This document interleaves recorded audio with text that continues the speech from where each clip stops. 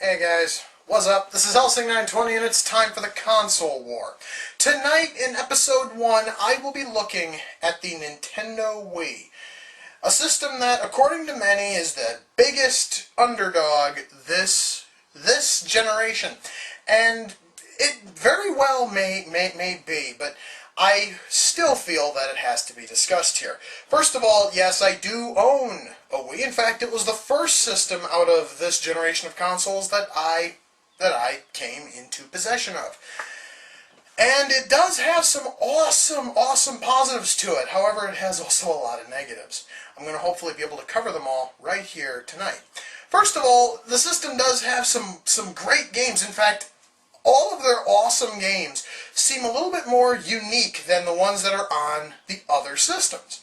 I mean, because if you look on the other consoles, you've got first-person shooters and you have sports games. You know, whoopee. The Wii has more of a puzzle game and family game and party game sort of atmosphere going on. All right. Now, the problem though is that with all of the good games and all the fun games, there's also a ton of shovelware. For those of you who don't know what that is, shovelware are titles that are just, rushed out there to make a quick buck. All right, that is all that they are. If you want a really good example, there is a game out there which is called Ninja Bread Man, which is made by a company called Data Design Interactive or Data Design International, DDI. Those are the initials. In fact, they love this fucking game so much that they have released it multiple times under different names. The only thing which they did was they just did a, color swap on the levels and the enemies, and they made the hero look a little bit different. But it's the exact same game. This is shovelware, my friends. And this is something which plagues the Wii. There's so much of it that it's very difficult to actually find a good quality game amongst the ocean of dog shit, alright? So, you do have that as a problem. Another issue which they have has to do with the system's memory. Because where the other two systems offer hard drives, which have 20, 40, 60, 160, 200, whatever gigs of memory, gigabytes of space, the Wii is working off of flash memory, and it has less than a gigabyte of storage space. Which really sucks when you think about it, because that means that you can't store a lot of stuff on there. However, though, Nintendo did actually opt to give us a fix on this by allowing you now to use SD cards as secondary hard drives for the system. Which is cool, but why the hell didn't they do that in the first place? Or maybe actually, put a hard drive on the system. Make it maybe like a few inches wider to actually allow for a nice, 20 gig hard drive to go in there. You don't need anything big, just something. Or perhaps maybe use those fucking USB ports on the back to some good use, and allow people to put external hard drives on the fucking thing. There are a lot of options, and Nintendo took one of the worst options, which was the SD card. However, it is at least something. And that at least shows that they care about what people are complaining about. Speaking of shit that Wii owners love to bitch about, another item that sort of plagues the system, friend codes.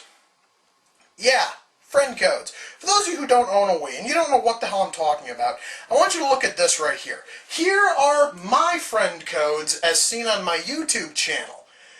Yes, you need each of these fucking codes to play me in any Wii game that I own. So in other words, I have to know your special 12-digit code, and you have to know mine. That's it. I don't know why they couldn't have gone with screen names, gamer tags, something of that nature, something which the other two systems are doing. But no, they instead decided to go with this route, and even here they could have made it easier, because your system itself has its own fucking code, which is used for if people want to send you messages, or if they want to gift you a game. Why the fuck couldn't you have used this as the general friend code then? You just punch in this and you have access to them to play them at any fucking game that the both of you have. Would that have been so difficult? I guess so, because Nintendo decided No, we are going to make them use a different 12-digit code for every fucking game.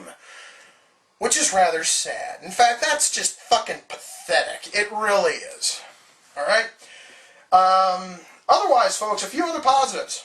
The Wii does have the Wii Shop, which allows you to purchase WiiWare titles and also virtual console titles. Now, that means that you can get, basically ROMs for over 12 different systems, and you can emulate them on the Wii.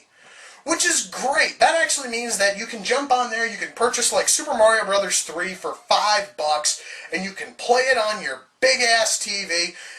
And hey, that is cool. I mean, and they have a ton of titles on a ton of different systems. I mean, I could sit up here and I could name them all off, but there really isn't a point. So, however, yes, that is a big positive. However, again, this sort of goes back to the whole memory issue. Unless you have a fucking SD card, you're not going to be able to store a lot of those games. So, yeah. That means that you're going to have to spend a few dollars extra to actually give your Wii some storage space. Now, a lot of people are going to ask me if I would recommend the Wii, and I will say yes. I would highly recommend the system. However, I do think that you should at least purchase another system to go with it. So, in other words, if you truly want to own a Wii, it would help if you also had like a handheld, such as like the DSi or the PSP or just a plain DS. Or if you have like a 360, a PS3, a PS2 would even be good. You just need something else to kind of fill that void which the Wii can't. Because the Wii doesn't have a whole lot of like action titles and shooters.